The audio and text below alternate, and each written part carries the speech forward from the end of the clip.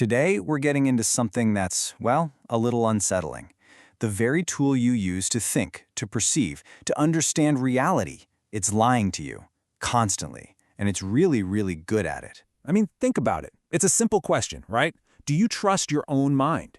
We kind of have to. Every decision, every memory, it all comes from our brain.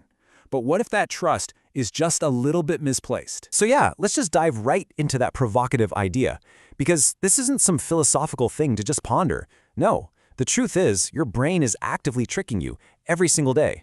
And there's proof. It's all around us, and, it's inside us too. Okay, so what is this big secret your brain is keeping?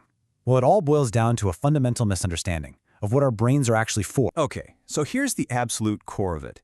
We all kind of think our brain works like a camera, right? Just passively recording what's happening.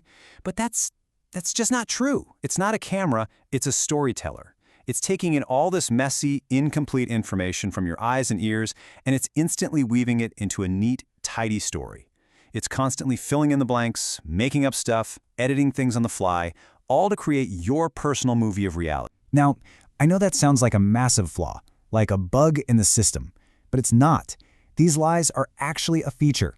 They are these incredible evolutionary tricks that let us get through the day without being totally overwhelmed and paralyzed by every little detail. And there's a name for this, of course. Scientists call them cognitive heuristics. Really, just think of them as mental shortcuts, or rules of thumb. Like if you see a tiger, you're not going to stand there and calculate its speed and wind direction, are you? No, you just run. Heuristics are basically the brain's just run button for thousands of things we deal with every day. So, your brain is always making this trade-off.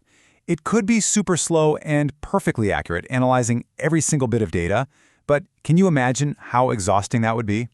Instead, it goes for fast and good enough. It gets it right, most of the time. And that's what's kept us alive as a species. These little deceptions we're talking about, they're just the price of admission for all that incredible speed. All right, so talk is cheap. Let's actually see this stuff in action. We're going to open up the evidence locker and look at a few classic examples where you can literally catch your own brain red-handed. Okay, let's play a little game. I want you to guess the price of a bottle of wine. But first, picture this. You walk into a store, and right up front, there's this fancy bottle on a big display. And on that display, there's a big sign.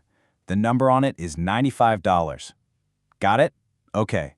Now, with that number in your head, I want you to guess how much our bottle of wine costs. Just a quick guess. What's the first number that pops into your head? Ready? The actual price is only $25. Now, be honest with yourself. Was your guess way closer to 95 than it was to 25? Yeah, for most people, their guess gets pulled way, way up by that first number. So what the heck is going on? What you just felt is something called anchoring bias. That first number, the $95, it became an anchor in your mind.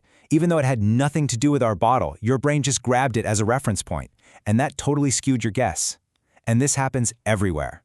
Think about car prices, salary negotiations, everywhere. Okay, round two. What's more likely to kill you? A shark attack or a falling part from an airplane? Come on, what's your gut reaction? It's shark attack, right? I mean, we see it in movies, on the news, it's terrifying. But the actual data tells a completely different story. You are something like 30 times more likely to be killed by a falling airplane part than by a shark. It's not even a competition. So why is our intuition so wrong on this? This one's called the availability heuristic. See, our brains don't think in spreadsheets and statistics. They think in stories. Shark attacks. They're dramatic, they're vivid, they make for great movies. So that idea is super available in our heads. Falling airplane parts? Not so much. And that's the mistake our brain makes. It thinks that if something is easy to remember, it must be common. And for our last piece of evidence, we have maybe the most powerful one of all: confirmation bias. The best way to think about this is that your brain is a terrible detective, a really biased one. Once you believe something, anything, your brain goes on a mission to find only the clues that prove you're right. And at the exact same time, it throws out, ignores, or pokes holes in any evidence that says you might be wrong. It's this crazy feedback loop that just makes you more and more sure you're right, even when you might be totally off base. There's a famous quote that just nails this idea. We don't see things as they are. We see them as we are. We think we're looking through a clear pane of glass at the world, but really, we're just looking in a mirror. Our own beliefs, all these biases, they act like a filter on everything. Okay, I get it. This can all sound a little depressing, right? Like if our brains are just hardwired to trick us, are we doomed? Well, no. What we can do about it is actually pretty empowering. So here's the big mental shift you have to make. You can't fix your brain. You don't even need to. These shortcuts are like a built-in part of its operating system. The goal isn't to, delete the program. The goal is to become a better user. It's about knowing the system's quirks so you can work with them instead of constantly being fooled by them. So let's just quickly recap the big ideas here. First, remember your brain is built for speed, not perfect accuracy. It uses these mental shortcuts, these heuristics, to get by. So the key is just to be mindful of the big traps, like anchoring, availability, and especially that tricky confirmation bias. Just knowing they exist is the first huge step to thinking more clearly. It lets you pause and question that first gut reaction. And I'll just leave you with this one last thing to chew on.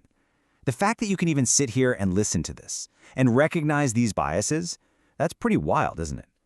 I mean, if you can catch your brain in the act of lying to you, then who is the you that's doing the catching?